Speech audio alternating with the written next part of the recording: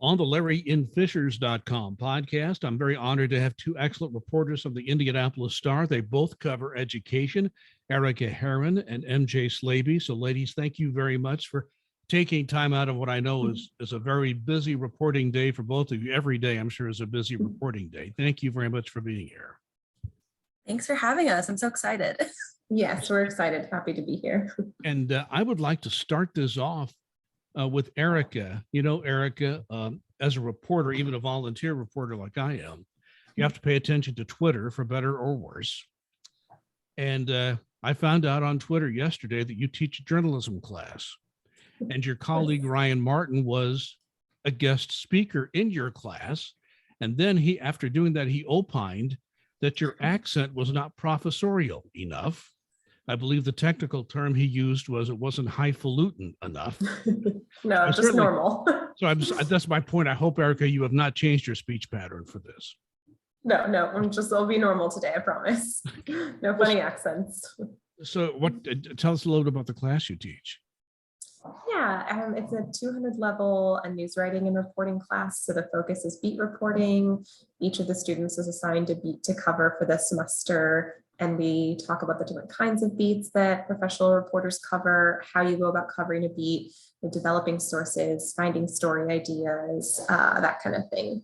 So it's a mix of majors, but it's a fun class. This is the first time I've taught this particular class. And I think your speech pattern is just fine.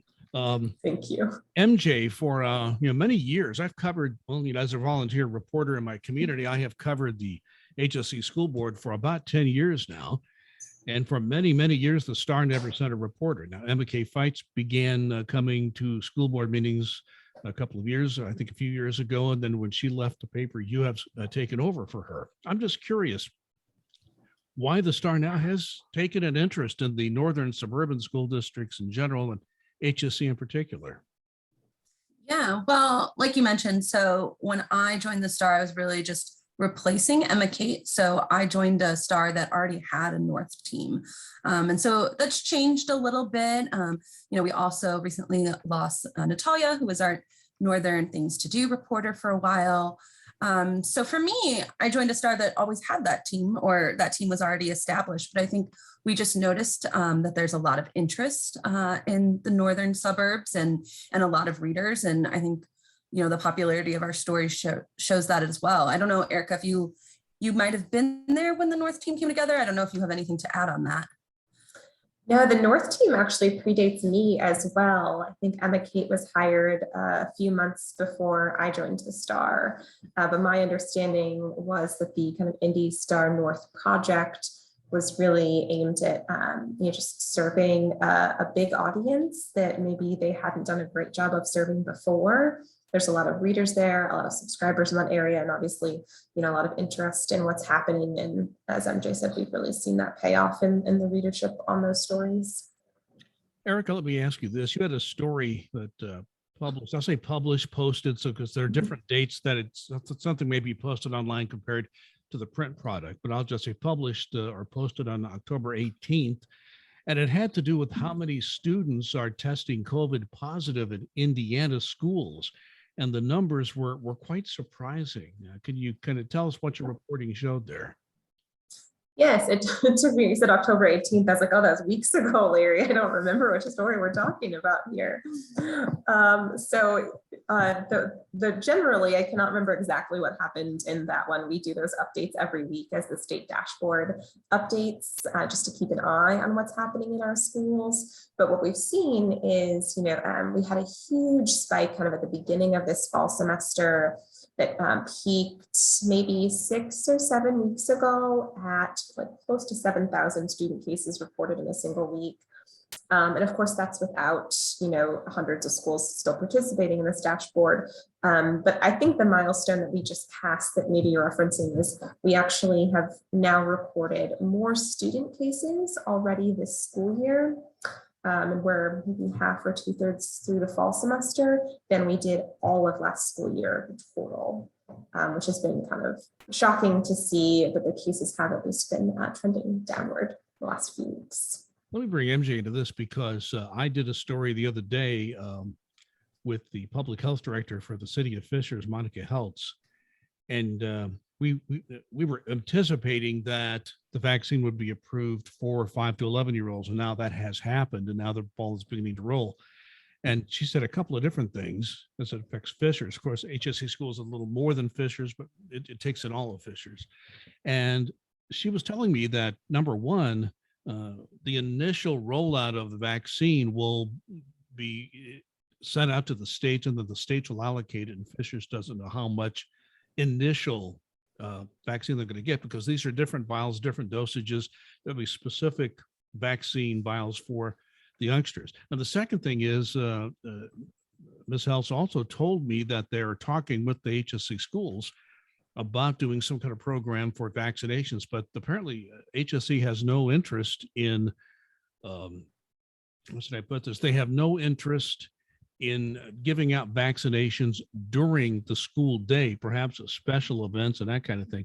I wonder, with the spike that Arika reported on October 18th, do you think that we will find that the vaccinations may help? And I do wonder how many parents are going to choose the vaccination. What are you hearing in your reporting? Well, I think, yeah, that's the big question. I haven't circled back to it with this recent round for the younger students, but when we saw it approved for those middle school and high school students, the reaction was kind of mixed. There were parents that were saying, like, absolutely, this, gets us closer to whatever a new normal is. And then there were other parents that were saying, absolutely not. And I think too, over at IUPUI, and Eric, you'll have to chime in on the exacts of this, but they did a survey about parent interest in the vaccine. And I know it was lower than I might have expected it to be. So I think you might be seeing some of that reflection in, and I have not talked to HSE about what you were talking about, Larry, but I think it's sort of interesting that it's kind of this, it's very much a personal choice for people. And so seeing that as, we don't want to necessarily put that in the school setting, right? And where people are trying to encourage this and do that, but also having that separate from the school day. So yeah, I think it'll remain to be seen if there is enough interest to kind of, we'll start noticing that difference on the dashboard. Yes, Eric, I saw that IUPUI study, and it was sort of an initial thing. But what I'm finding just anecdotally is that a lot of parents initially don't say yes, because the most common response that parents are giving is, well, I want to talk to my pediatrician first, which to me is a perfectly reasonable thing to do. Absolutely. I mean, I completely understand where parents are coming from if they feel some sort of hesitation about, giving a new vaccine to their children. I don't have kids myself. I was excited to get the vaccine, but I can understand, that I might feel, take more time to think about that decision if I was making it for my child than if I was making it for myself even. But we did see that survey found, I just pulled up the story to double check, that it's like 45% of parents were excited to get their kids vaccinated, when they were able to. Another, I think 42% said they probably wouldn't. And another 13% were kind of in that wait and see group. So there is kind of a mixed reaction there across the board. And maybe, as we get further along and some of the results come out and we see, that there aren't a lot of negative side effects, that it is safe, maybe more parents will kind of get on board. And also, when we're talking about the school setting, students who are vaccinated don't have to quarantine in most cases if they've been, identified as a close contact or exposed, which is another, kind of incentive to get kids vaccinated. And like MJ said, all trying to get back to this kind of more relative normal. Both of you co-wrote a piece that was published October 22nd, and it was a lengthy piece and well-sourced piece. You had a lot of sources you spoke with. It's about harassment and intimidation endured by teachers and school officials, school board members in particular. I know you quoted a couple of HSC school board members in that story. This is a charged atmosphere we are finding. I covered education in the late 70s, early 80s when I made my living as a reporter, and never saw anything like this. And even in 10 years at HSC, I've seen situations I've never seen before in school board meetings. And that's more, and just not only that, but what some of these teachers and officials are enduring outside of the school board meetings themselves. So MJ, talk about what you came away from after you reported that story, saw the final result. What's happening, and what do you think will be the result of all this charged atmosphere we're seeing in education locally? It's kind of a national trend, but we're seeing it locally as well. What did you learn most from your reporting? Yeah, I think that, this is something that we had heard, or I had heard, rumblings about kind of just over the course of this more tense periods at school boards. You think back to maybe about the spring is kind of when I started noticing, I think it was, the spring in Westfield, they were the first one to have the debates about books that we then later saw at HSE and Carmel, and a little bit too at Noblesville. So when you think of across that time, I'd heard some of the rumblings of these things. And I think to me, this story was sort of a buildup of all of that, sort of those rumblings, being able to confirm things and being able to get people willing to talk about their experiences on the record. That can be one of the challenges of people saying, this is an issue, but I don't want to be the person to talk about it. And so, for us, I think this story was a way to be able to show what's been happening and to have people who are willing to say, like, yes, I'm at a point where I want to be able to talk about what's happening in schools and share that with the greater public. And Arika, you co-wrote that piece, but you also, if I remember correctly, and correct me if I'm wrong, I believe you were in attendance covering the Carmel School Board meeting that had such an uproar that caused the Carmel School Board to just do virtual meetings. Talk about that piece you wrote and that experience in Carmel. Yeah, that's correct. MJ was on vacation, so I was filling in a very well-timed vacation on her part. So yeah, that was actually, I think that was my first Carmel School Board meeting, so quite the introduction. So the story that we ended up writing, we had been thinking and talking about this story kind of before that meeting even happened. We knew some of these things were taking place behind the scenes, and had been talking about how we could approach that story. I think everyone was pretty aware at that point of what had been happening generally at school board meetings and some of the hostility, the disruption that we had been seeing that really did feel unprecedented. But what story we thought was important kind of to do next was what was happening kind of beyond that public setting that maybe was even more insidious than what we had been seeing. Because I think the school board story had almost been played out to the point where it was kind of becoming this like almost joke. But threats, harassment, blackmail, intimidation, like those things aren't funny. And that's not a joke. And that was a story we wanted to tell and shed a little bit more light on what's happening. So all of that conversation was happening before the Carmel School Board meeting. And then that meeting was really interesting. It's difficult. You have a group of people who are parents and who say, that they have these concerns and they want to feel heard, which is very understandable position, right? As a parent, you're concerned about your child's education and what's happening in their schools. But then you have the school district saying like, this isn't the proper way to go about being heard. And there are more appropriate avenues to do that. And that was kind of the conflict we saw there. But it was a very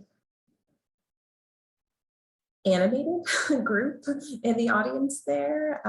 It looked like there was some perhaps kind of coordination from folks there. They all had these like printed out slips, statements that they were prepared to read. So I think some of it was trying to, make a statement that was kind of planned ahead of time, but coming out of, some legitimate concerns about what's happening in their school district. But obviously I know we all would take the position that, this behind the scenes, what we're seeing is intimidation, this harassment of teachers, yelling at teachers until they cry, trying to blackmail them into resigning, things like that would not be the appropriate way to handle concerns. And, you both contributed to a story that was posted on October 22nd with a statewide look. There were contributions made from Gannett newspapers all throughout Indiana. about what's happening with the school systems there. And when you looked at that list in its entirety, that was quite compelling. When you saw the entire list, I'll ask both of you first. MJ, what did you think of that whole story once you saw it completely put together? Yeah, I think it just really shows both the timeline, right? Like how long this has been happening, but also, like you said, the reach, and that this is, it's a local story, but it's also a statewide story and a national story. Like this is happening across the country, across Indiana, but also in the districts we cover. And so I think being able to show that this isn't, while the concerns might be unique and the players might be unique, and surely there are different things, even between like HSE and Carmel and HSE and Noblesville and Westfield, there's sort of this overarching trend that seems to be happening really everywhere. And Arika, when you saw that statewide story put together, your thoughts? Yeah, I wouldn't say I was surprised necessarily because we've been so kind of immersed in this for so long, but to be reminded of, just what's been happening kind of around the state is just really fascinating. And I guess my thought was really just kind of where do we go from here, right? As kind of a society and as, communities that are passionate and engaged and care about the education system and the education of our children. Kind of where do we go from this point, and how do we kind of deal with this problem that we haven't addressed yet?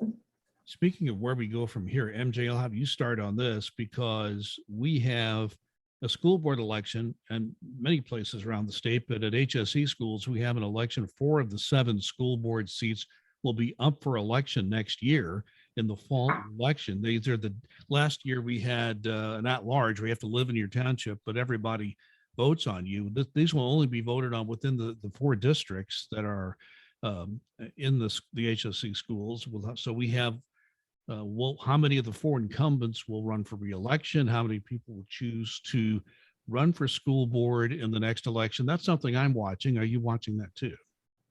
Oh yeah, I think it's fascinating. Like you said, HSC has a majority of the board. Some of the other districts in Hamilton County, I mean, they all have elections. I don't know off the top of my head how many are majority, but I think it'll definitely be, in some ways, I think some of this is a ramp up to that. And so I definitely think it'll be interesting. And, speaking of unprecedented, I think there will be more attention to school board elections than there have been in past years, which, I want people to pay attention. I think it's important, right? Like pay attention to school board elections. So yeah, I think this will be an election probably unlike the ones we've seen before that have been just a little bit more sleepy and a little bit more maybe uncontested. We tend to have plenty of candidates at HSC. I think we had 3 or 4 candidates in a couple of them races last time. So we tend to have interest. I think only one time the last several years have we had an unopposed candidate. So we'll see what happens in this round. I want to turn to Arika because Arika, you had a very good story, I thought, on volunteerism, because the key to any successful school corporation, how many volunteers they can put together and the quality of those volunteers within their own community. And your story said that COVID has a lot to do with this, that school systems are having trouble recruiting volunteers, and you gave one particular example. Talk about that. Yeah, so the program I wrote about is called Lead Up, and it is a program from the United Way of Central Indiana, operates in 23 schools this year. At its peak before the pandemic, it was in 33 schools in 6 counties. So it's just one example of a volunteer program, but it's pretty illustrative of the problem.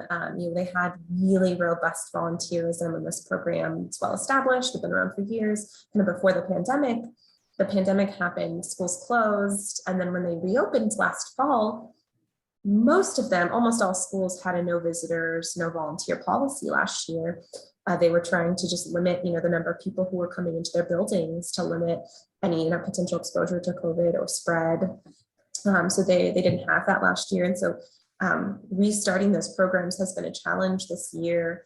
And it's it's kind of twofold. They're having trouble finding volunteers and kind of getting those people back into their buildings. I think some people still aren't sure if it's safe.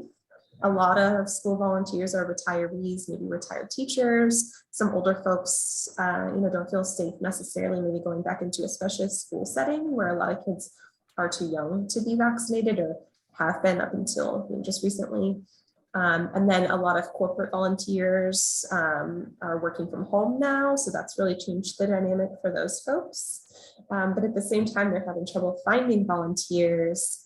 They have this great need, right? We know what the pandemic did to kids learning. We know it disrupted it. We know it set them back. They're really seeing that and need some extra help. They always have, teachers can't do it all. But it's been a unique challenge this year. It was a very interesting story. And I think it also goes into the whole issue of finding substitute teachers. That's been a difficult situation for a lot of school systems, and it ties into that as well. A lot of those people are older, retired teachers or others, and they've been hesitant to come back. At HSC, they seem to have enough, but it's, you never have enough is what they tell me. Bus drivers and the whole cafeteria workers, the whole gamut of what goes on. Let me switch to MJ, because MJ, you reported the story about TikTok, and I got to be honest, I do try to keep up with the latest trends. I am not on TikTok. Maybe it's my age, I don't know why, but I'm just not on it. I generally know what it is, but there was a recent TikTok trend encouraging students to do vandalism in their schools and to videotape or video record it, whatever, and then put it up on TikTok. You did a story about that and found that even though that was kind of a national trend, it was happening, but wasn't as big in Indiana.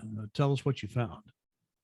Yeah, well, I also learned a lot about TikTok doing that story, Larry. So it's not just you. That was one of those things where it was a national trend and an editor said, see what's happening. And I reached out to a whole bunch of districts in central Indiana just to say, like, what are you noticing? And some of them right away were like, yes, we're having this problem. There were some that said, I'm not even sure what this is. Let me check. And then they came back and they're like, oh yeah, we're having this problem, so it was one of those things where it's kind of just, it's worth asking, right? Like, here's a national trend. What does it look like here? And so I think what I found was, yes, this is a problem here. It might not be to the extremes that we've seen in some of the national reporting, bathroom doors, ceiling tiles, that sort of thing.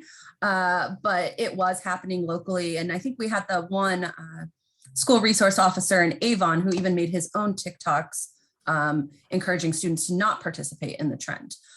So yeah, it was kind of just a fun, a fun story to do about, a serious issue, of course. But I learned about TikTok trends too. So you never know what the day's reporting is going to bring. Yeah, it's like people complain about Facebook and there's all this attention on it, yet the younger people, they moved on from Facebook years ago. And TikTok is one of those apps that they tend to use. Arika, I'd like to ask you about a recent report or a story you reported on moves by some state education officials.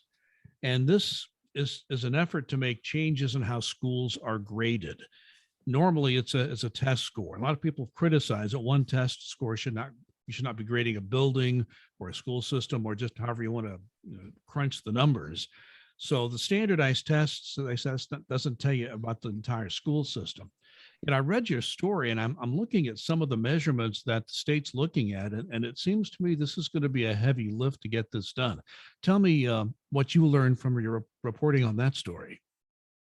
Yeah, it's an interesting one. So this started with the state legislature last year, kind of directing the state Board of Education and the Indiana Department of Education to come up with a new, what they call accountability system, which is the way in which we measure and grade schools to hold them accountable for their performance and the job they're doing educating kids. So for a long time, that system has been largely based on just these standardized test scores, which, as you were saying, have a lot of criticism that they don't really tell the full story. It's kind of just this snapshot in time, right? One day, one test, and that's largely what determines the students' grades. And those tests are, a lot of research has found that they're better predictors of kind of a school or a child's income level, like their family situation, poverty level, rather than, you know, actual academic performance or the ability of a school to help a kid learn and grow.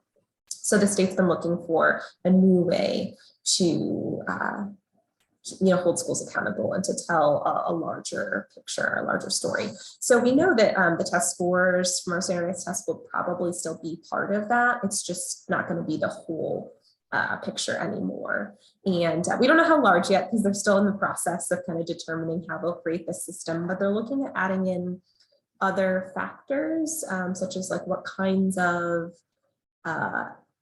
career internship opportunities students get, and different factors like that. There was conversation at one point about trying to track students and kind of after high school and see how they do in like kind of post-secondary life, whether they enroll in post-secondary education or enlist in the military or get a job. And there was hold schools accountable for that.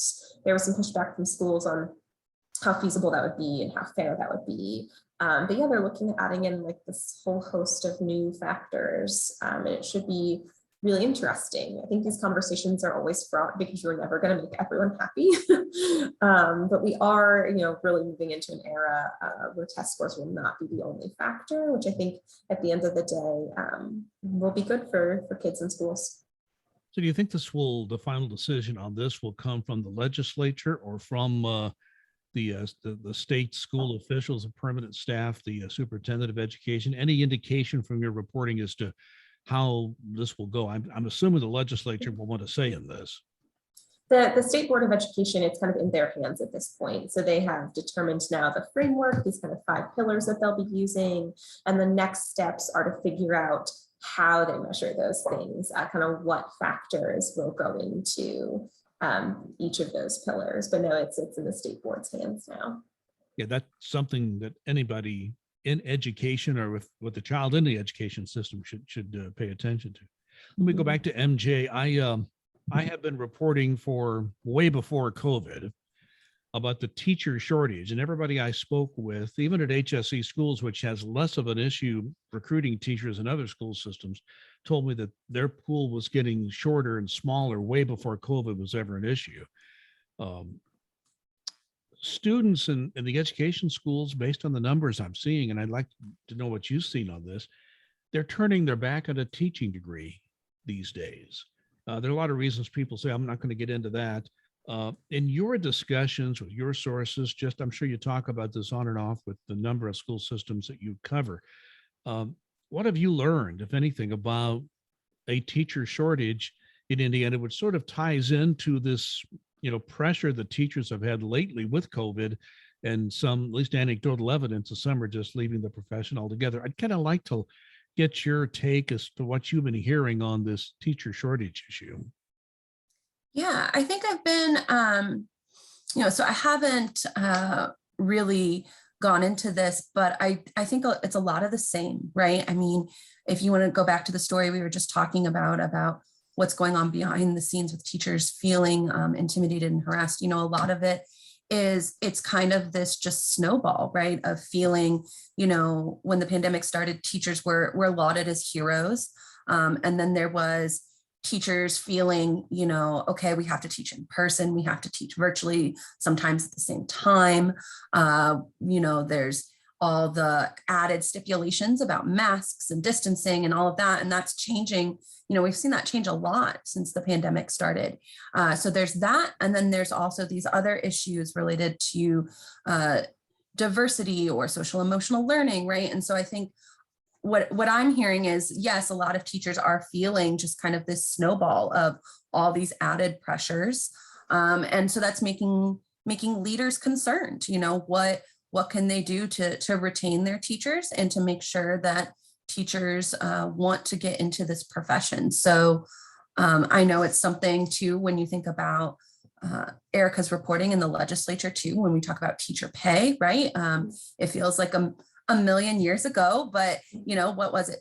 2 years ago, we were at the State House covering Red for Ed. That was one of my first big assignments for the Star. So I think there's a lot that kind of goes into it. And as has been snowballed. And so it'll be really interesting to see, like you said, who decides to go into education still, and what districts can do to help retain and attract those teachers. Anytime I do a podcast, I try to do this at the very end. Something I may not have thought to ask, you've seen, trends you're looking at, what you've been reporting on, anything you'd like to add. Arika, I'll give you the first shot at this. Oh, unprepared. So Sorry.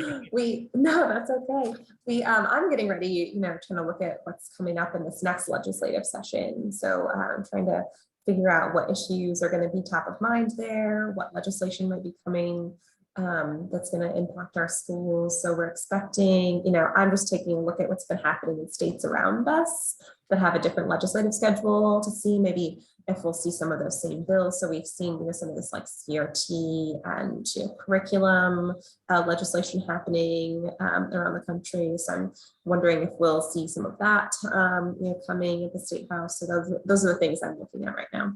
And MJ, same question for you. Yeah, now I know how sources feel when I interview them and ask them that same question. I was like, oh, thankfully Arika went first. Yeah, I think, to go back to our previous conversation, I'm really jazzed to kind of follow along with the school board elections. I really think it's going to be a big thing in local communities this year. People kind of starting to organize and figure out who might run and what that all looks like.